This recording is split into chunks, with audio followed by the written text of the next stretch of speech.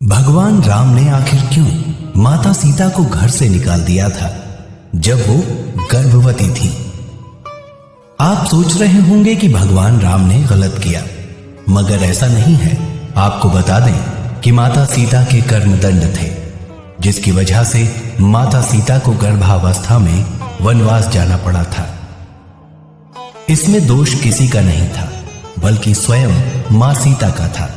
जी हां, पद्म पुराण में लिखा है कि जब माता सीता मात्र 5 वर्ष की थी, तब वो एक दिन अपनी सहेलियों के साथ बगीचे में खेलने गई थी।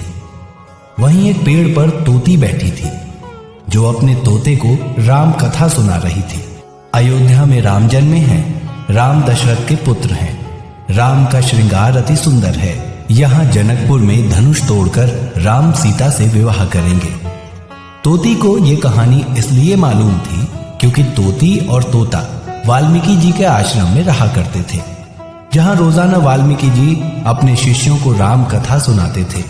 तो इस तोती ने भी राम कथा खूब सुनी थी और रट भी ली थी। उसके बाद तोती और तोता उड़ते उड़ते जनकपुर बस गए आकर। जी हां, वहीं पर तोती अपने तोते को राम कथा सुना रही थी। तभी सीता ने सुना कि ये तो मेरे बारे में बता रही है।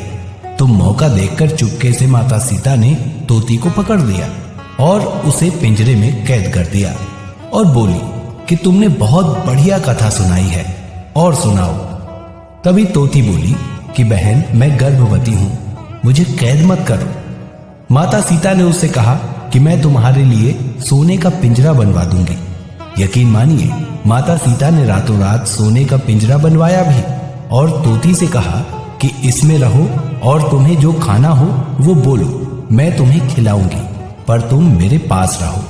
तोती बोली, हे सीते, तुमने भले ही मेरे लिए सोने का पिंजरा बनवाया हो, मगर मेरे लिए तो खुली हवा ही सोने के समान है। तोती गिड़गिड़ाते हुए रोने लगी और बोली कि मैं तुम्हारे सामने हाथ जोड़ती हूं, मुझे बंधन से मुक्त कर दो। मगर उस वक्त माता सीता निर्दयी और स्वार्थी बन गई, जिसके चलते वो तोती बेचारी तड़प तड़प कर मर गई।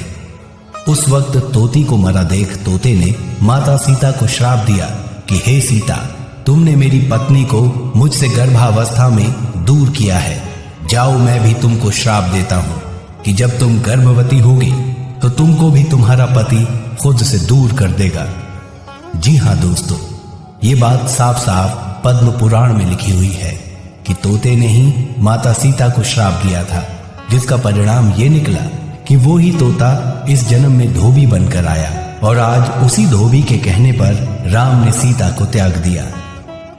बस इस जगह दोष ना तो धोबी का था और ना ही प्रभु श्री राम का, बल्कि ये तो माता सीता का कर्मदंड था, जिसे मां ने खुशी खुशी स्वीकार भी किया था।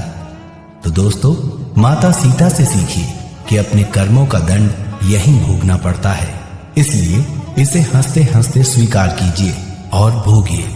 जब कर्मों के भोग भोगने से हमारे भगवान नहीं बच पाए, तो हम तो उन्हीं के बनाए हुए